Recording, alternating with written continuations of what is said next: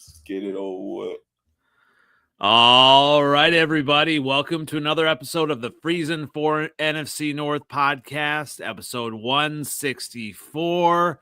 Running Bears on top. Packers eat the lost Lions. Vikings disappear. Plus, Week 14 NFC North preview. Lots to get to. How's everybody doing as we get going? I'm going to welcome in one of our relatively newcomers, Natty Film on TikTok. How are you, sir? And where can everyone find you? Yeah, doing great. Hope you all had a good holiday.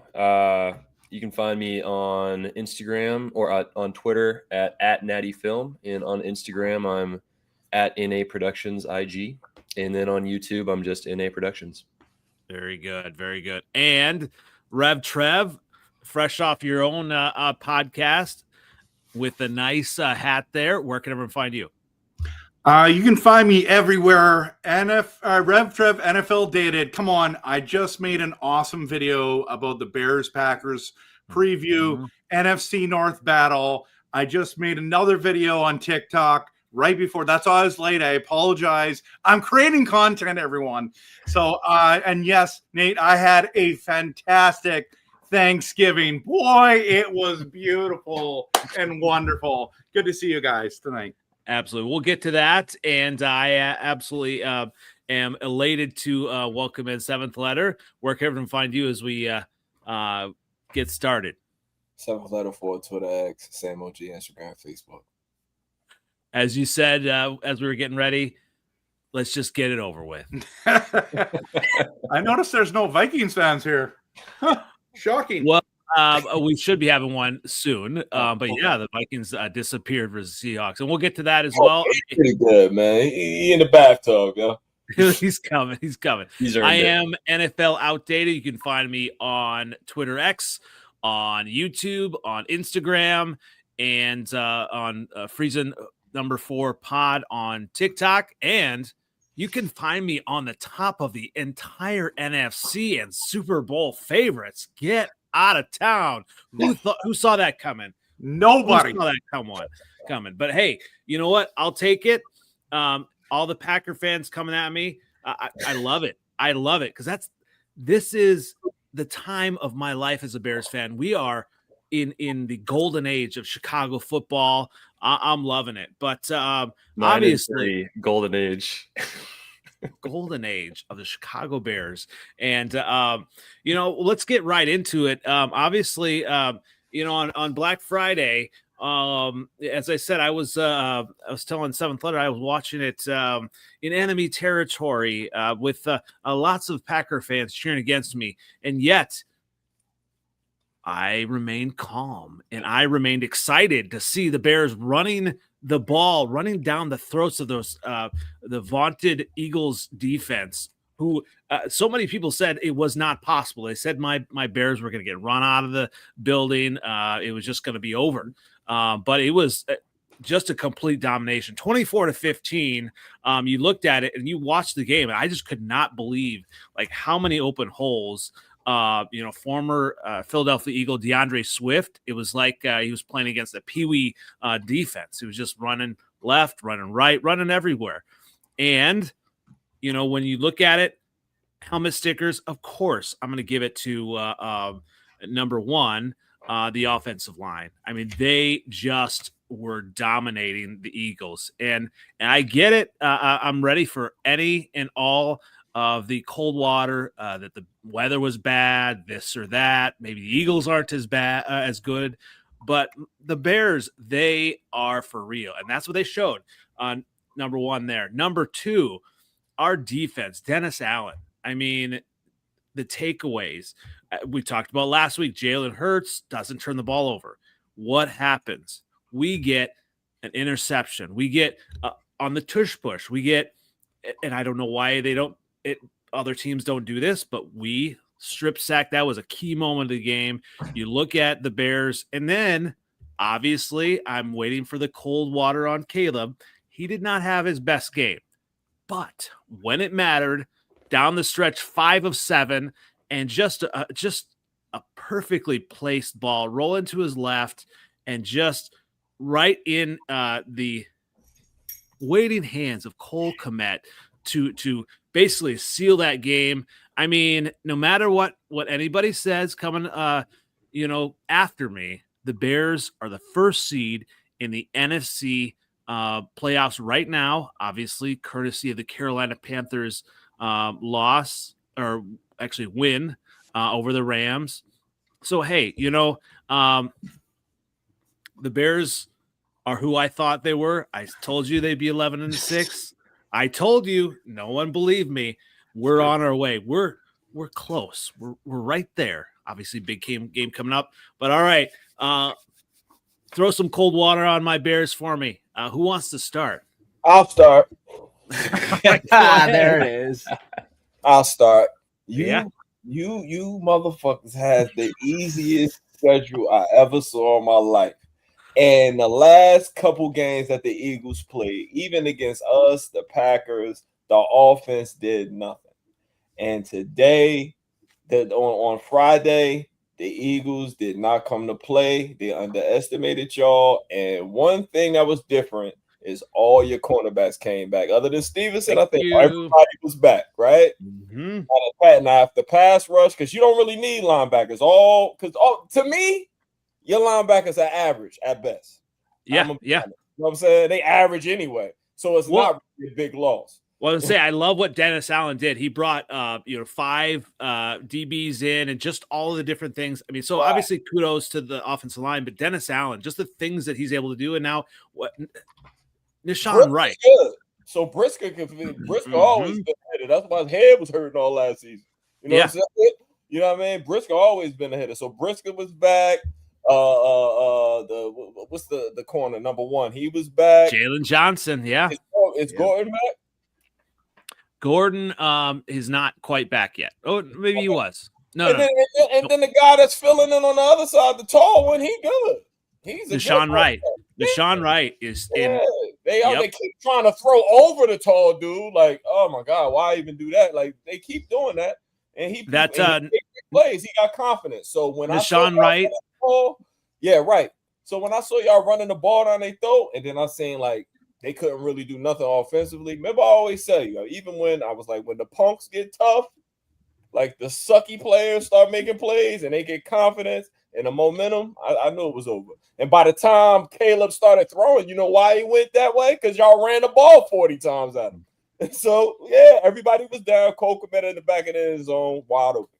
It was not wide open. It was perfectly placed ball. Like it was a good. But I'm saying, Caleb Williams sucked the whole game as usual.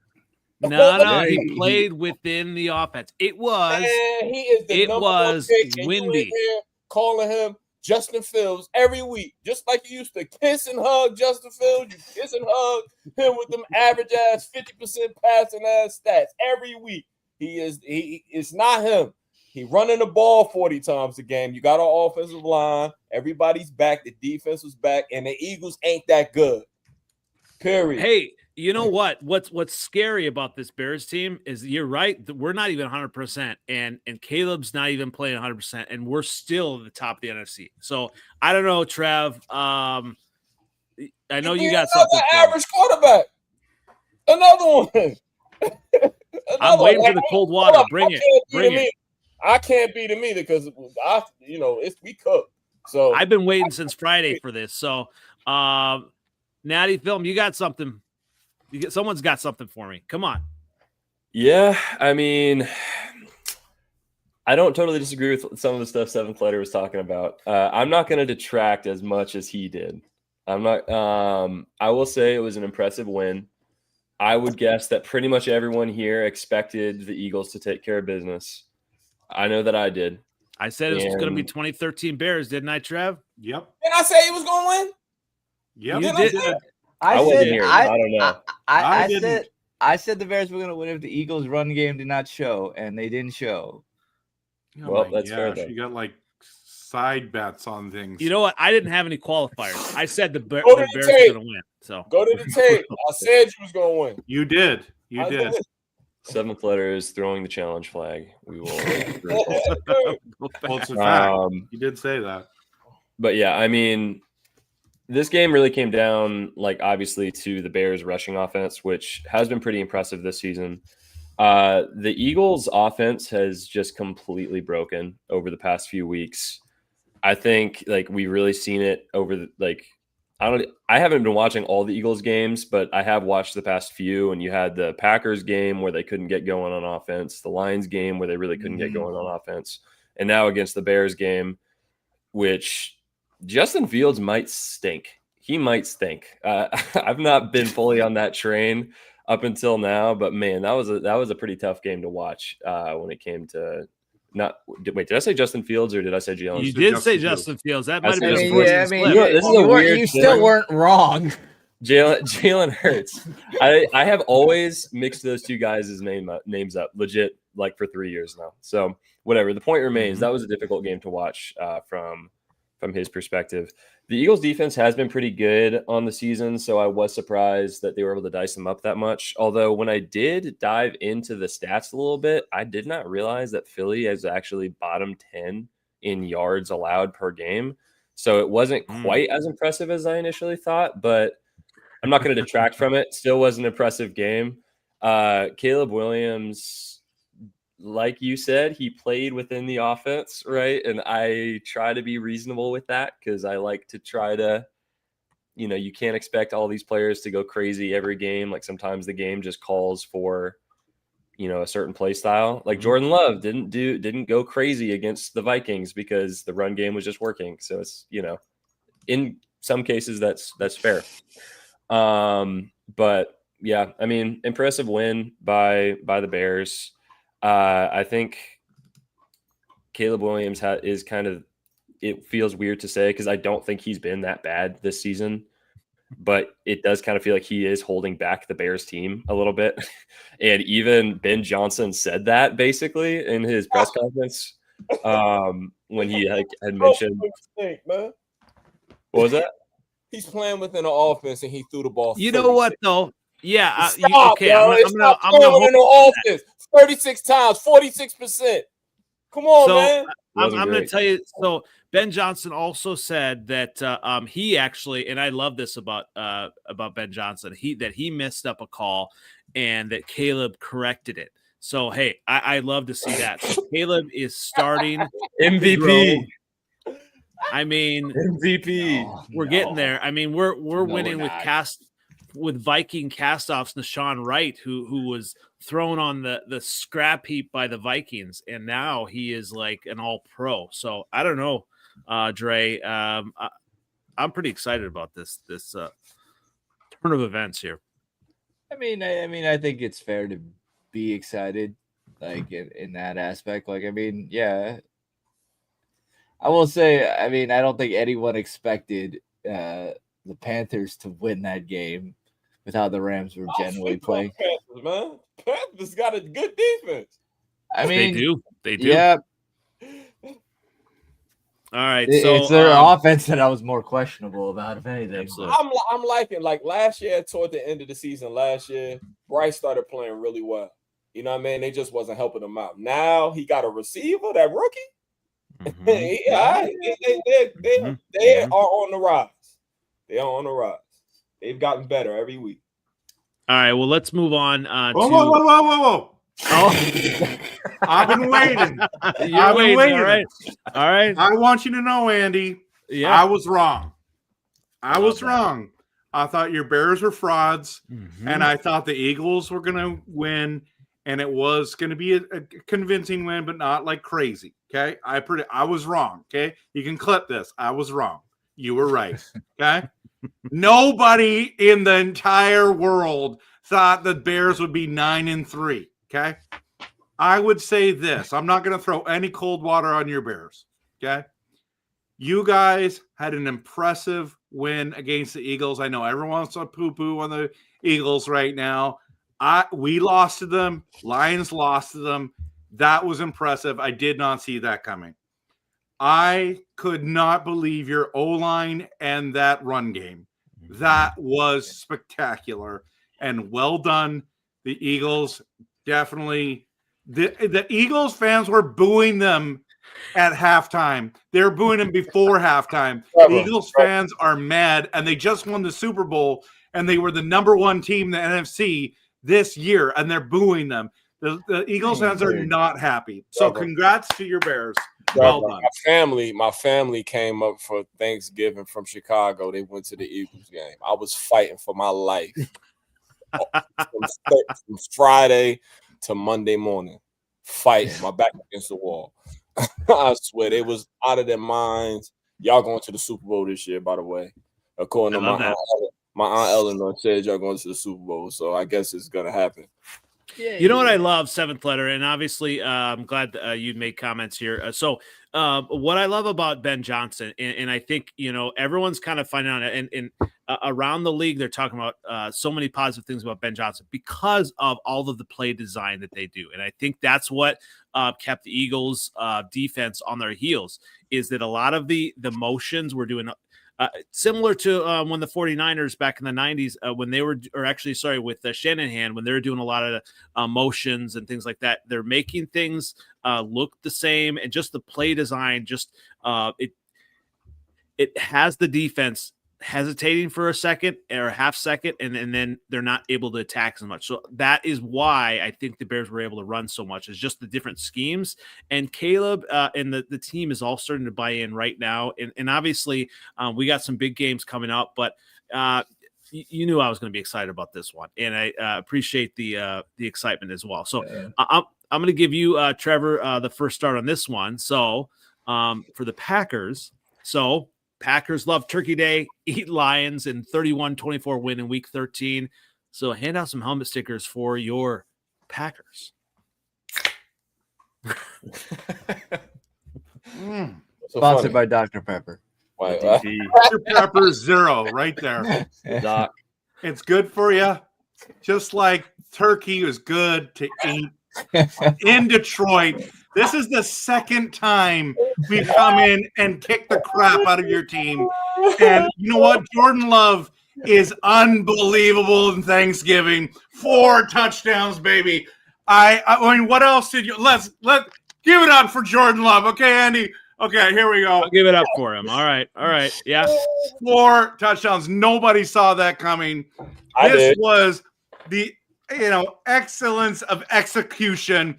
It was unbelievable. And to top it all off, Micah Parsons, the monster Micah, was destroying Jared Goff. And it was the spear at the end reminded me of Goldberg when he was in the WWE and in WCW. That's how good it was.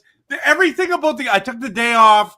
I watched the whole game. I just made content after. It was so fun. I felt bad for Seventh Letter. Don't feel bad. I felt bad for you. I felt bad. But it's because I have a heart. Okay? It's because I have a heart. But it was glorious and it was wonderful. And imagine when we get healthy, this is going to be great. The only bad thing, Wyatt got injured. Yes. What about you, Natty Film? What are your hand out some helmet stickers on your end? Yeah, I mean, great game. I was traveling for the first half, and I was listening to the Packers radio call, and then had to go back and rewatch the first half. And watched the second half with the family.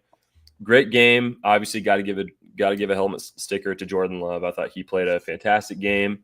Missed a couple throws, but nothing too bad. I think that pretty much every quarterback does that every couple plays. I think the Packer fans it's mostly Packer fans too that freak out about these tiny little missed throws. And it's do you watch NFL games? Every quarterback misses some throws except Tom Brady in the Super Bowl. That's literally it. So thought he played great. I think a little bit of an underrated helmet sticker, and also very disappointed to see he did not get any turkey in the post game. Dontavian Wicks. Putting the Packers offense on his back a couple times, making some great catches. That last catch on 4th down, losing his cleat, going up, grabbing a great, perfectly placed ball, putting it in a spot where only Wicks can make it, but still making that great catch. Just fantastic effort from Wicks. I feel like he has kind of been the forgotten child a little bit when it comes to the Packers receivers, because you have – obviously, it's become a meme that the Packers have 1 million receivers at this point. Also, I saw a tweet the other day that was from like a Bears fan, and it was joking about how the Packers have like 10 wide receiver threes or something. It made me laugh, but and Watson has come back and really been kind of dominating the past few weeks. Dobbs has been the possession guy for a long time, and Wicks has been very quiet this year. He got a buttload of targets last season, and the year before that really had a lot of good moments. But he's kind of become a little bit of the forgotten receiver when it comes to this Packers offense. But people forget that he is by far the best route runner on this Packers offense. Like, it's not like every Packers receiver would say that. In terms of route running, he is like, he looks like there are some routes where you're like, shoot, is that Devontae again? And but he's had some issues with catching and just seeing the field in general because of those issues. Because again, there's a lot of mouths to feed with that Packers offense. But if he can start figuring it out, Watson seems to really is kind of seeming to get into a groove. Hopefully we get Golden back, Reed coming back, who's going to bring a whole new element to this offense. We've been really hurting in the yards after catch game since Tucker Kraft has gone out. Reed is the next best guy when it comes to that. So I think that'll be exciting. But yeah, I mean, great game. Parsons, so fun to watch. Like, that guy's crazy. But yeah, I mean, no issues on my end. All right, Seventh Letter, it's your turn. You wound up a little bit. All right, the floor is yours. Lions were packed on Thanksgiving. I mean, there's really no other way to say that. I mean, I don't know if I really felt the Lions were going to win that game. I didn't. Yeah, I didn't. I'm hurt, man.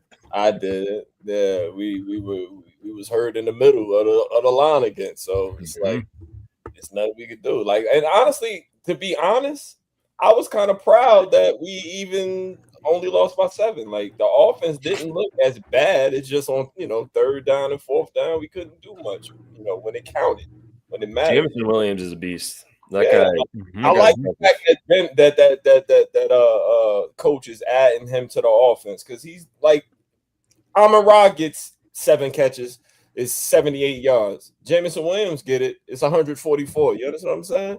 Yeah. Like, I do think we need to use Montgomery more, but I don't think that he's as effective without the interior of the line being a little bit more, stronger. Like, it is what it is. Like, Jahmyr Gibbs is better for that weak offensive line we got now, but sometimes I think we just run them into a wall and it's kind of sickening.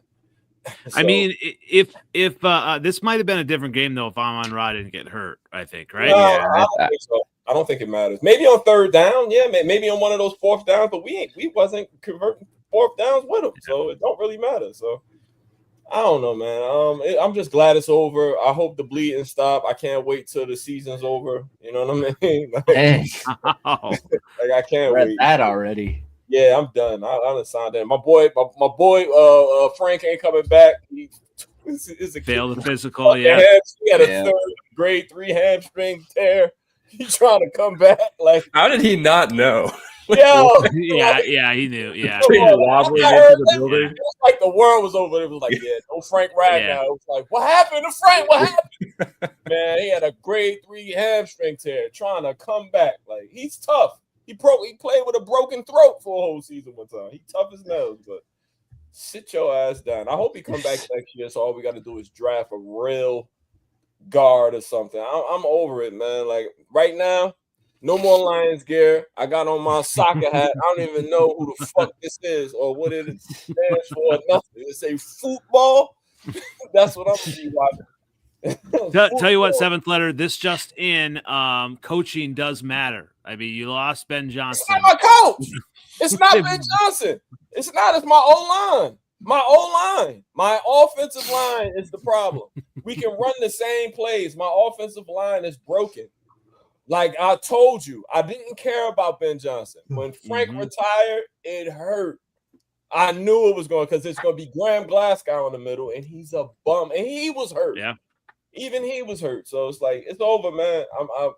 This season is done. I hope we lose out so I can get a middle first round pick. And I'm all right with that. Wow. This is I think the Lions are going to make the playoffs. I hope not, so we can just lose first. No. Wow. You sound like me a few years ago. No, I don't sound like you because I'm realistic. You over there sounding like we gonna win the last 5 games, and I know damn well I'm not. That's what you would say. That's the difference between me and you. But you got the crown now, man. I got it. Up to you. Yo, you believed in yourself, man. Them bum ass Bears who ain't beat nothing yet. And I can't wait till y'all play the Packers, and the Packers don't let me down. Beat him next week so he can come back up. Please. All right. So let's sick him, yo. I'm sick of him. I already knew what time was gonna be. I'm very defensive right now. Don't start with me. Don't start. Speaking of a team that has lost their way, the Vikings disappeared 26-0 loss versus Seahawks in week 13. I mean, Dre, number one, I appreciate you showing up.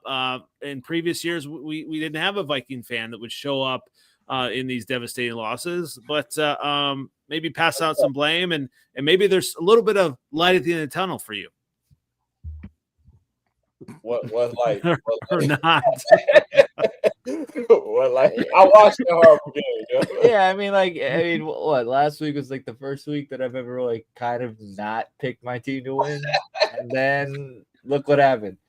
I mean, it is what it is. Like you can't. Like I was hoping, obviously, but it's, when honestly that the pick six that happened. When something like random like that happens, it's like, well, I see the game. I'm okay. We're good. Like it's not a good thing when it's pick six is never good, but when it's a pick six, wow, like just a wild ass pass, like on a full, like that's not a good play. Like, it's just all of it is look bad. And yeah, rookie, yes, good defense. You can't like really hold a lot to it, but it's also just like whatever. I will say this, I'm gonna just talk about positives because like the negatives, I think the internet, as everyone has said already, Flores defense is legit. Like I think that's the biggest highlight is that they honestly they were bailing everybody. They arguably kept us in it for like even for the little amount of time that longer than we should have. Like I was tweeting like about like during the game, it's like the defensive line is going to bail out what the offensive line does today. And arguably for a while that's what the case was. Darnold had a real, like they were praising him after that game. That game was not good for him either because of Flores. Yeah. So they were the defense, like Dallas Turner looked great. AVG was playing well. Like, I mean, the defense is the strongest thing about the team, and that's what gets me excited about going into next year, at least with some of the players, like Dallas Turner, arguably, like, from that draft. The same one with McCarthy, obviously, was a little slow, but he showing his stuff now, so, like, I'm happy about that. So at least the first round wasn't a total blow. I guess. So, I mean, I'm not trying to talk anything about McCarthy like too bad, but like, because who knows what's going to happen in the next 5 games? We'll see. I'm just hoping just for some positivity going into the offseason. I think the Vikings fandom are overreacting on the KOC, Quasi stuff. It ain't his fault. Maybe nope, Quasi it is not. Coach.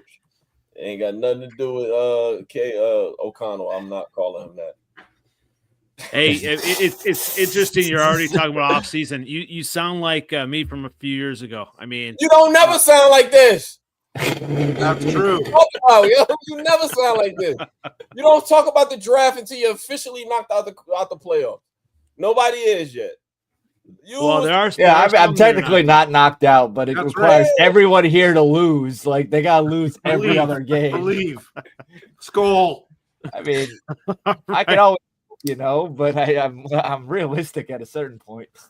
Well, let's get to we'll wait for the marquee matchups coming, and we'll give you a little bit of a break here, Dre. 7th letter, you're up first for the game Thursday Night Football, Cowboys at Lions. The Lions are 3.5-point favorite as of the last time I saw it. We're gonna lose. we're gonna lose, and we're gonna lose big for what we did to them last year. They're gonna beat the shit out of us. Yes, they are. Yes, they are. We more hurt than ever. The injuries are gonna pile up. Yeah, we might play with a little bit of pride, but we lose by 10-7. Like, wow, 7 points. Like, it's because again, remember I told you the reason why I thought that we lose to the Giants because when they're strong, we're weak. Well, the Cowboys just found that interior pass rush, and guess what? I ain't got. So there it is, yo. And that's how we 10-7. I don't know. I mean, what about you, Natty Film? Do you think the Lions are going to lose? I do not. Cowboys are getting hot, and I would not want to play them right now. But I personally would be pretty surprised if the Lions didn't have a bounce back win at home here. I still think the Lions are a really good team. Obviously, their O-line has been pretty disappointing. But I don't know. I would anticipate a solid bounce back win from the Lions, 34-27, something along those lines, like a one score, a little bit of a shootout. That'd be about what I would be expecting. Yeah, our defense ain't been good since Brian Branch got baptized, bro. I swear to God, Joe, he went and got baptized, and all of a sudden, like they just like all the penalties that they've been calling on him, people getting fined for is all bullshit. Like, really, it's like I've seen him truly rip people before, and the stuff that they hit him for is like reputation fines. I swear to God, he ain't really been doing much, but ever since then, it's like the ball, like he's stopping, covering people, and the ball going over his head. Never. That don't never happen. You know what I'm saying? Like, no, man, it's over, bro. Over, man. Over. Trevor, come on. Let's all kind of pump seven blood up here. You're picking the Lions, right? You know what? I believe in the Lions more than Lions fans believe in the Lions. But this week, there's something weird. I think the Cowboys are going to rival the Eagles and make it close. And there's going to be some kind of relevancy in the stretch. I think the Cowboys win this week. And it's going to be a crazy game. I can see the Lions winning as well. But I think the Cowboys win. The Lions win a whole bunch of games at the end of the season, especially Week 18 against the Bears. And so, sorry, I just couldn't help myself. But I'm calling Cowboys beat the Lions, and then there's going to be Meltdown City in Detroit, and then they start turning it around. Wow. Okay. What about you, Dre? I think similar to what Trev said, I think it's going to be a crazy game, especially if St. Brown is able to play. Because I think offense, it's just I think it's gonna, if anything, be an offensive shootout. Like CD and Pickens, like they're really one of the top like wide receiver duos. Like I could say like arguably Jefferson and Addison. Like I could say that if I want, but I ain't got no quarterback. Yeah, but Pickens and CD, like CD's obviously been like top tier, like almost I don't even know how many years at this point. And like Pickens he's a wide receiver one disguised as a wide receiver two right now. And obviously he's doing very well. So I think and they're able to play very, very fast. And I think if St. Brown was playing, I think that the Lions could offensive, I guess the offensive weapons of that could work very well in their favor. If he doesn't play though, he's not. Yeah, Williams, obviously, he has a lot of talent, and so does Tesla or however. That's not gonna go off this week, though. I think there's gonna be some offensive. I think if Gibbs, honestly, if he can pull up a Bijan Robinson type of game, like that, I think that could happen. I do think the Cowboys would pull it out, but I think it's gonna be kind of, if anything, similar to the Giants game, at the beginning of the season, where it's a really high score and it's going to come down to the end.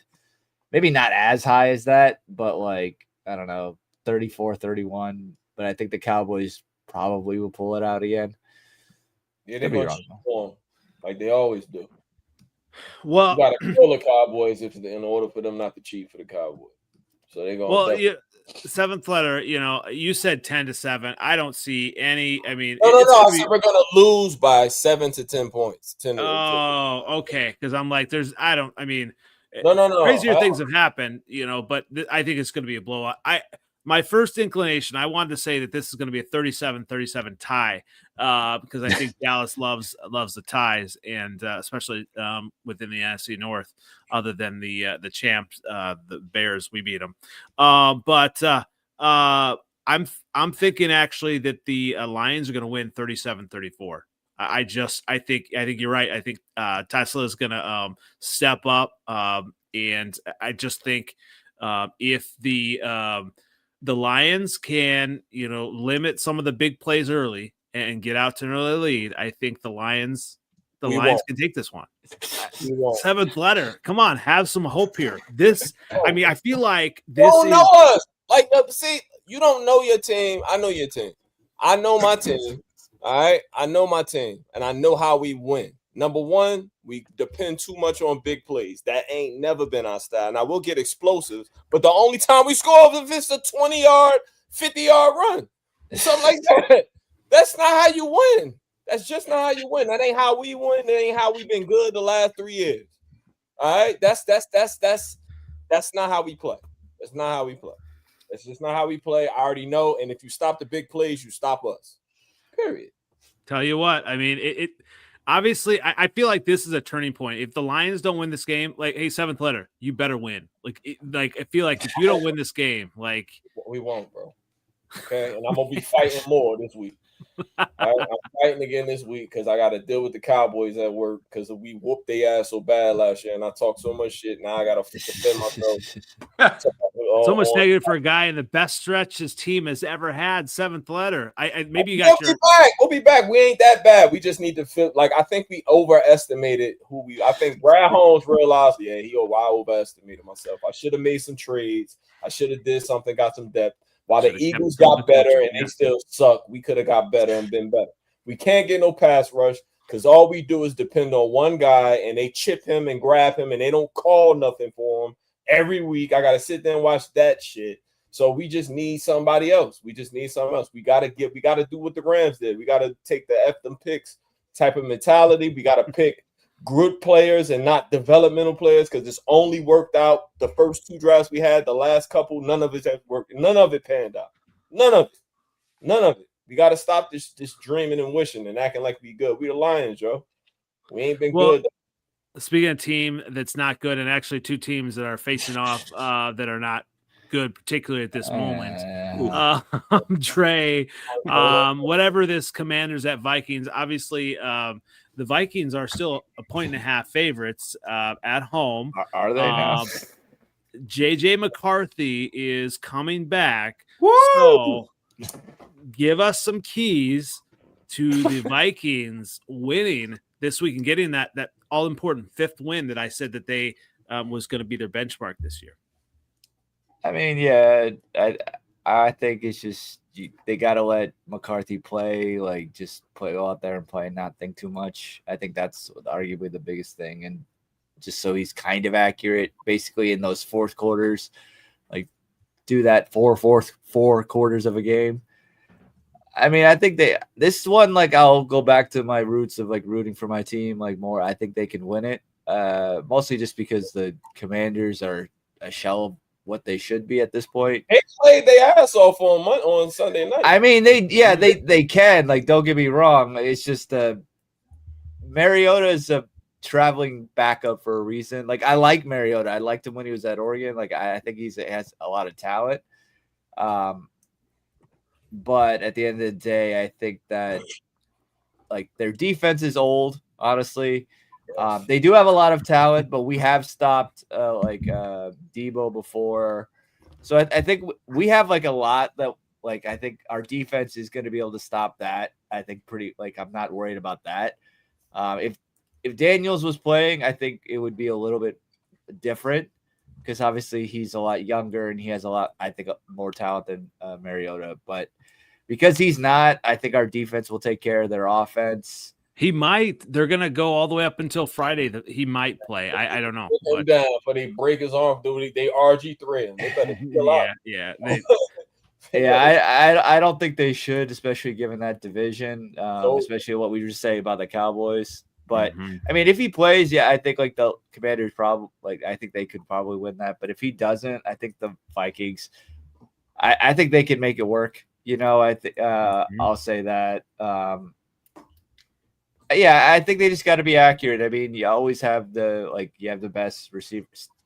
Like generally speaking, I would say the best receiver in football. So just honestly, you just got to get him the ball. Like they haven't been getting him the ball. Like that's just pretty much it. The quarterback they just leave him on the outside. They don't hide him or nothing. And both of y'all rookie the quarterbacks y'all got, y'all, they rookies, so they don't really trust themselves to really throw people open. And you gotta trust the best receiver in the world. He gonna get that ball, man. Yeah, and so I think if anything, it'll be I think for the first few, we'll probably go to our routes, and Will the Thrill will score our first few points. So low scoring. So I'll probably just say 17-16. We win on a field goal, but yeah. There you go. There you go. Shout out to you. All right, Trev, what about you? A couple weeks ago, I was at US Bank Stadium, and I was in the third deck, and it cost me $150 to get in. Those same seats are going for $56. Guys, you can get into the lower bowl right now for $100. I'm telling you right now, if you're going to that game, tickets are going to drop like a rock. Yeah. You can go to a game. You can go to an NFL game and sit in the lower bowl for under $100. Yeah. This is the time. Go see your team. Support this garbage team. Technically, it's an NFL game, but technically, fair point. Although, I think Terry McLaurin being back is huge. I mean, he is one of the best receivers in the NFL. Absolutely. So I'll take him. Absolutely. So we should have drafted him. Yeah. Arguably the best receiver, statistically, we stopped JSN last week. So. Yeah, you didn't score a point. Stop. I mean, I'm not saying our offense played well. I'm saying our defense played well. JSN didn't even need to throw the ball. What you're saying is the Vikings have a great defense. If they had an offense, they would be Super Bowl champs. I'm not saying that. I am not saying that. It's been a minute since they won, so they think they know what it is. All right, Trev, you picking the Vikings this week? No. No, I'm sorry. I can't get on this train. But I mean, they should win. They should win. Maybe I will. Yeah, I'll pick them. Why not? It's 1.5. I'll even take the spread. Okay, so no. I'll take it. JJ McCarthy's back. He's gonna have a bounce back game. If Daniels plays, I'm telling you right now, Commanders are winning this game. Yeah, it's tough to go back and forth because not knowing who's going to play. But seventh letter, I know you like Washington. I don't, but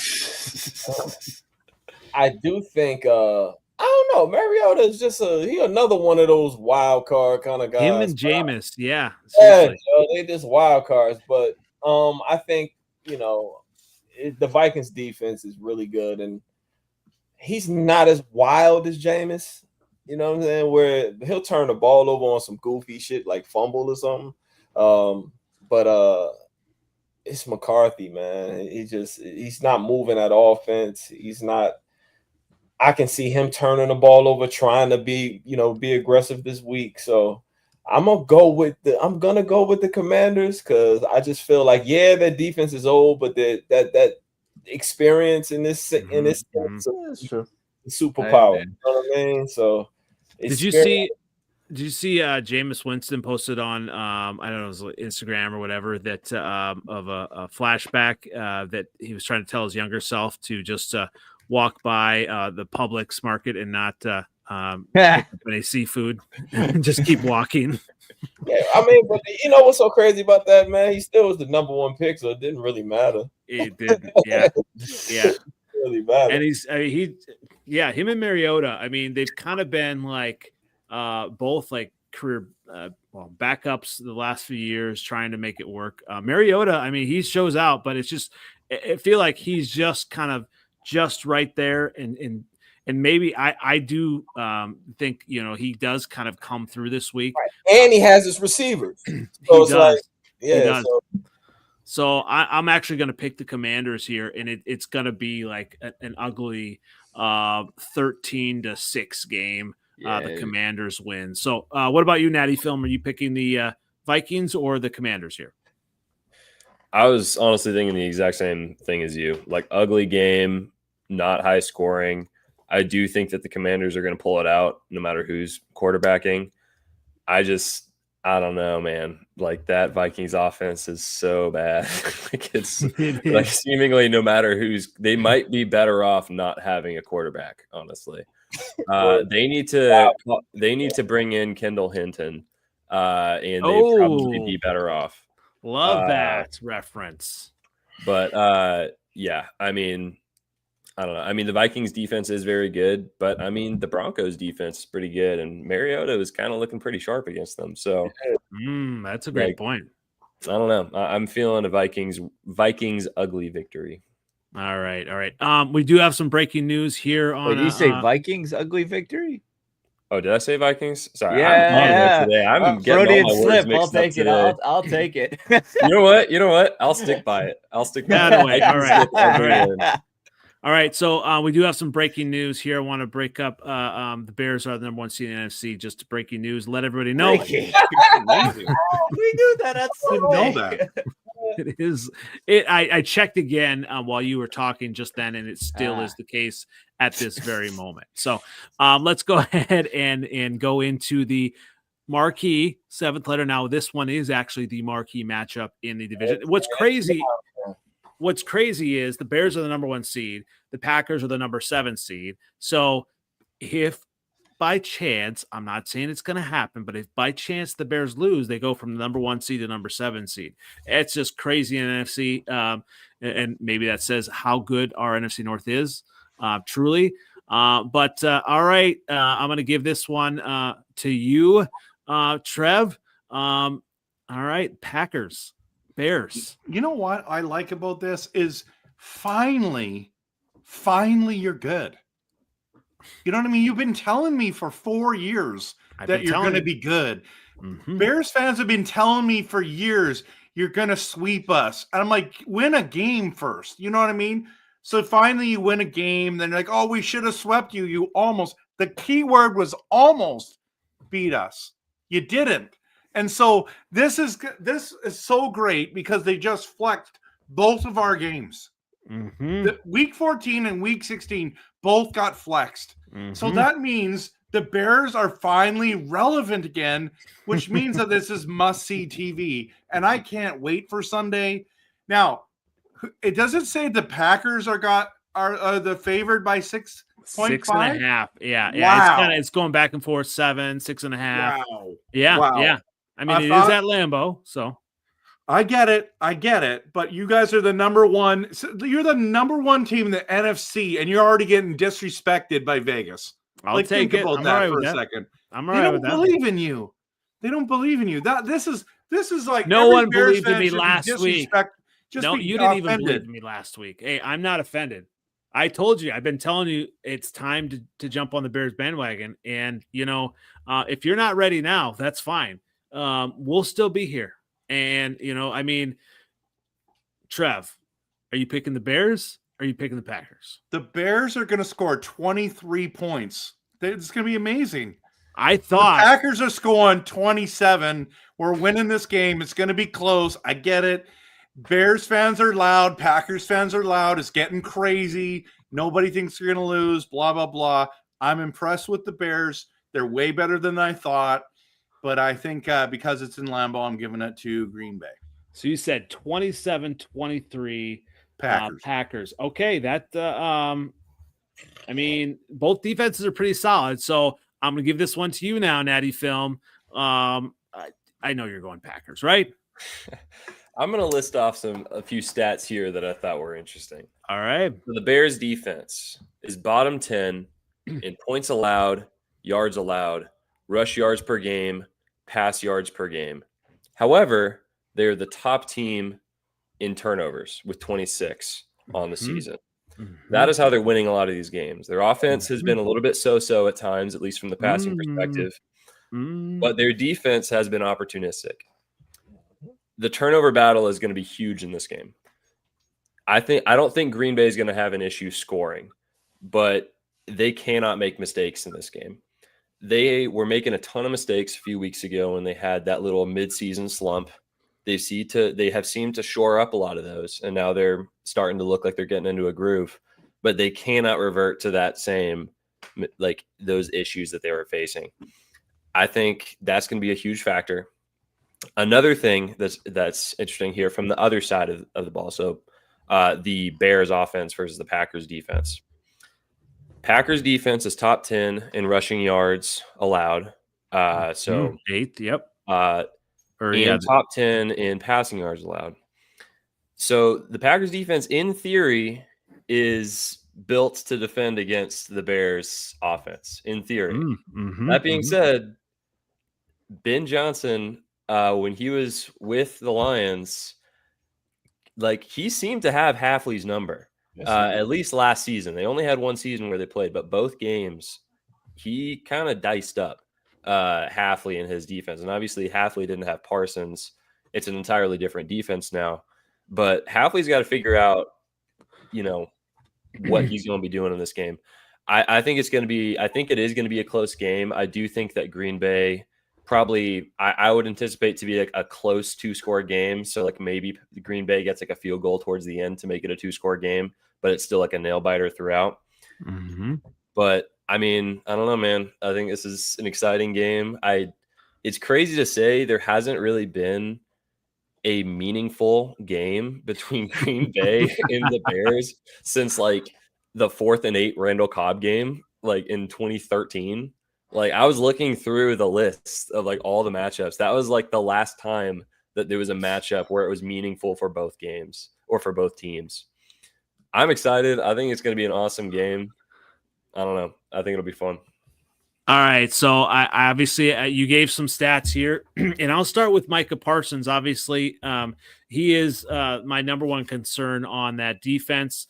And he may not be leading the league in sacks, but he is actually leading the league in QB pressure. So obviously he has to be, I believe it's like 70 QB pressures. It's outrageous, like how he definitely affects the game. So the Bears are absolutely going to have to account for him. I think that's going to be huge.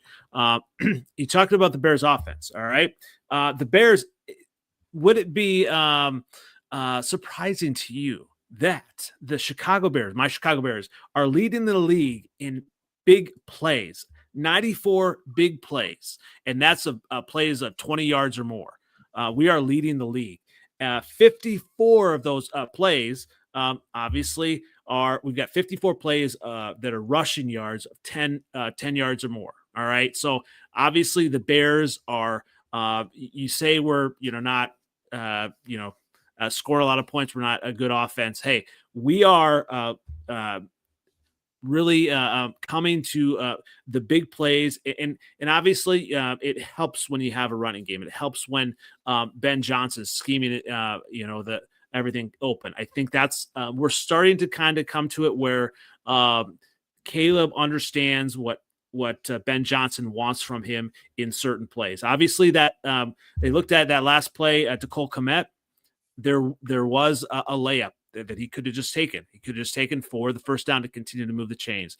But Caleb, in his superior athletic ability, he said he rolled to the left and he just flicked it out there, and that he called game on that play. So in the big play moments, Caleb has proven this year that he's able to do that. And so you look at this game, I think the Bears are going to have to defensively limit Love in his big plays. I just remember the first game for Jordan Love at Soldier Field. Right away, Matt LaFleur dialed up a trick play, and that was kind of the tone setter. And I think now we have a coach that's going to be the tone setter as opposed to LaFleur. All right, so the Bears are going to have to limit Love's big plays. we're going to have to continue that run game. That's going to be tough. The Packers 4th rank run defense. That's going to be tough. But when you look at the Chicago Bears, they're getting healthy at the right time. They're believing in the system, and the Chicago Bears defense and offense is all coming together. I think the Bears are going to win here 23-17. And there's an opportunity because the Packers do allow 186.5 yards per game. There's an opportunity here where the Packers sell out for the run and Caleb Williams comes to play, and he has about 275 yards, 2 touchdowns here to really kind of push his total further towards 4,000. 275 yards for Caleb Williams, because the Packers are going to think that, we got to stop the run, and Ben Johnson is going to kind of get to keep them off kilter here. So I don't know. I mean, 7th letter. What's the score going to be, Andy? 23-17 Bears. So we're both saying the Bears are going to score 23. Mm-hmm. Mm-hmm. There's one thing that concerns me. There's only one thing that concerns me about this game. That Wyatt is out. And after you guys ran the ball like you did against Philly, that is my biggest concern. Without Wyatt, we can say 4th best defense in the league. We don't have Wyatt. They better come up with some kind of plan. I don't know how they're going to clog the middle. But if you guys run the ball like you did, we're hooped. Shout out to Goose here. Been going back and forth, fun banter back and forth on Twitter. Come with a lot of stats, and you guys all know I never quit. But Goose keeps at me. I get it. And I think it's a huge point. And obviously, I have to look at the stats. But Natty Film, is he correct? Are the Packers have the best defense in the NFL against explosive plays? Goose and I were in the same wavelength. I looked up those stats as soon as you said that. We are currently ranked, at least from the site I'm seeing, we're ranked 3 at a explosive play rate allowed of 4.1%. So the 3rd lowest in the league. Okay. So, and I don't know, you look at the Bears offense versus the Packers defense, but obviously you look on the Packers side, what wide receiver is going to show up?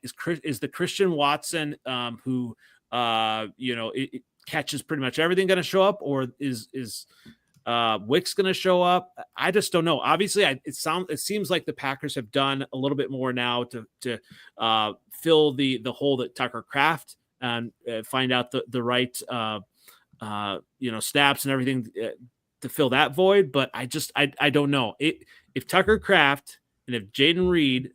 And when Reed is back the next game, I would be a little bit more worried. But I think the Packers are a little bit more one-dimensional than they would be with Reed.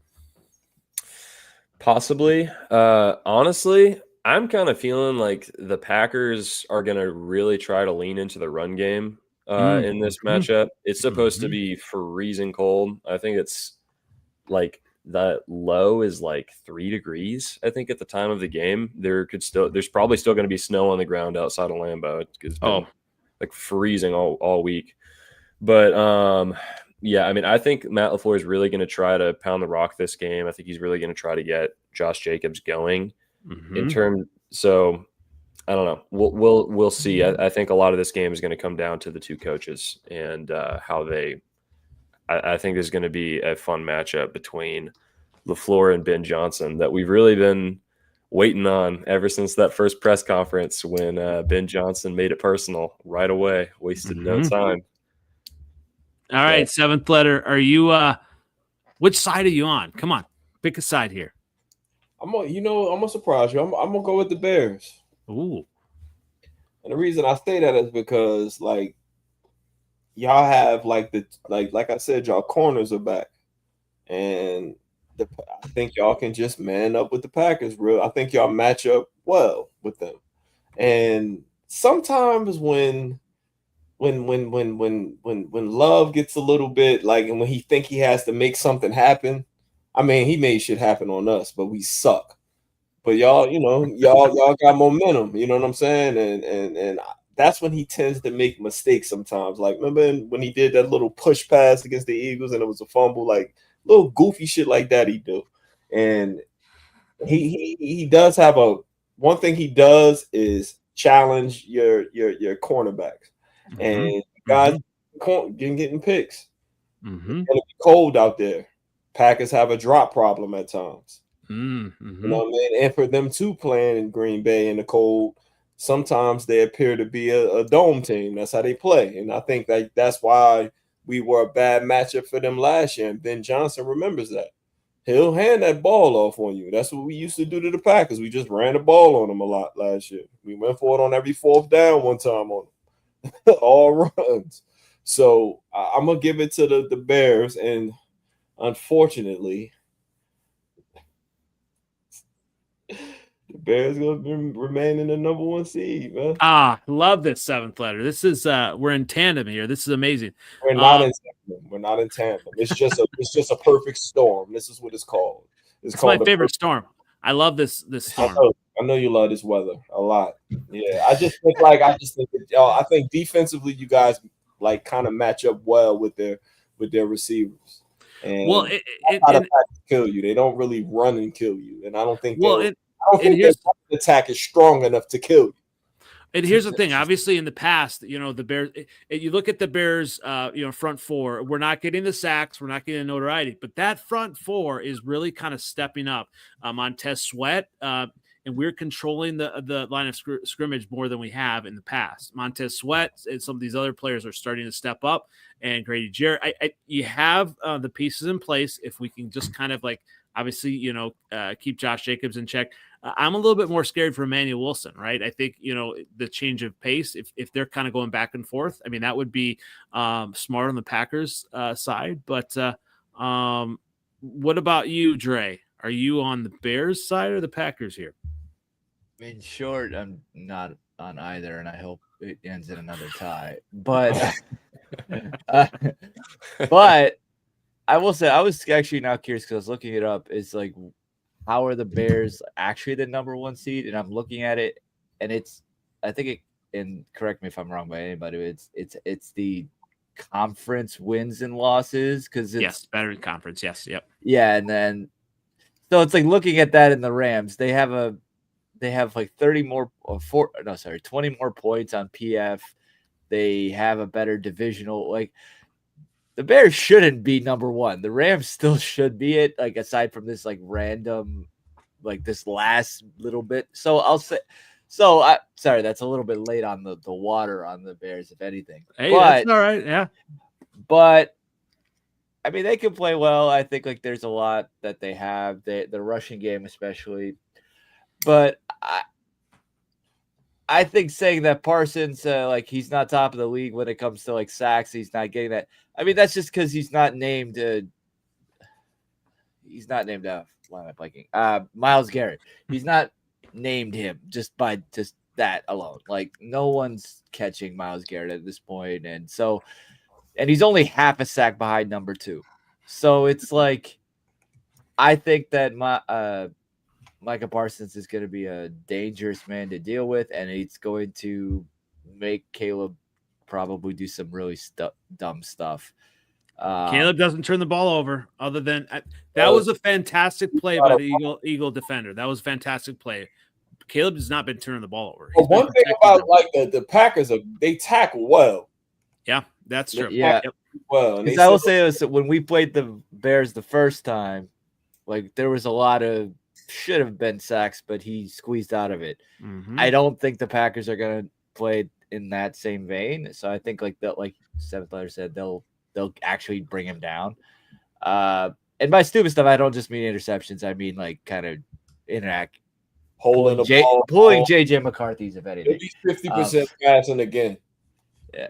So yeah, he definitely needs to get better at that for sure. So I think if anything, that I'm gonna say, just to end it, I'll just say the Packers pull up the 27 points for the win over 20. There you go. Tell you what, I think it's all gravy. It's all frosting right now. Seventh letter. It's all frosting, all gravy. You look at this game. If the Bears lose, we still got another opportunity, and we're still only two wins away from my predicted 11-6. And 11-6 gets in the playoffs. 11-6 gets in the tournament. But Ben Johnson said we haven't proved anything yet, and I love that. And so when you look at this is going to be a huge matchup. Any other final words? I'll let the Packer contingent close us out here. We're going to win. End of story. But what happens if you don't win? I mean, Packers it's going to be hell for 2 weeks. It already is. And I'm so many jealous Packer fans on Twitter coming at me. It's just Andy, listen. I understand people are coming after you, the troll. I get it.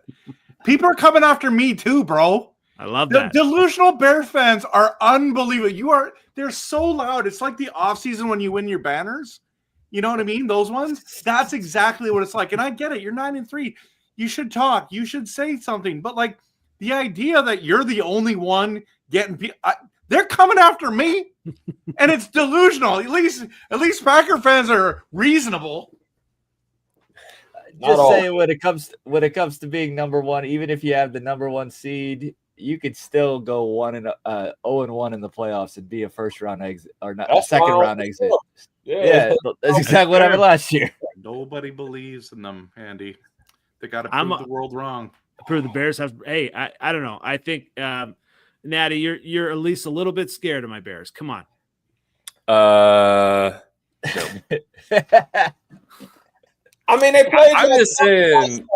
You know what I'm saying? Like, that's what I'm saying. Like, they match up really well with y'all. We do. Well, I would say the opposite. I was a little scared, and then I went into the stats, and honestly, we're kind of built to beat the Bears based on what I'm seeing. But you know what? Anything can happen. Anything can happen. But the Bears are number one, so the Packers aren't going to play down to them. That's true. We play better against good teams. Okay. Oh, you just said the Bears are a good team. I'm loving it. They are a good team. They are a good team. No one could have predicted in week 14 that any of you guys would say the Bears are a good team. No, and I'm That loving that. is true. I will take that. So once again, this has been a Freezin for NFC North podcast. As we close out, Dre, where can everyone find you? You can find me on Twitter X at Skullman Sports. Even in the L's, I'll be here. You're still here. Love that. Love it. Natty, I'm glad to have you back as well. Where can everyone find you? Yeah, on Twitter, I'm at Natty Film. On Instagram, I'm at NA Productions IG. And then on YouTube, I'm just NA Productions. All good stuff. All good stuff. Definitely like and subscribe if you absolutely have to prior to Packer Week. Trev, where can everyone find you? Listen, you can find me everywhere. RevTrevNFL, X, YouTube, Facebook, TikTok, Twitch, you name it. I'm on there, and I'm pumping out content. Give me a like and a follow. I appreciate it.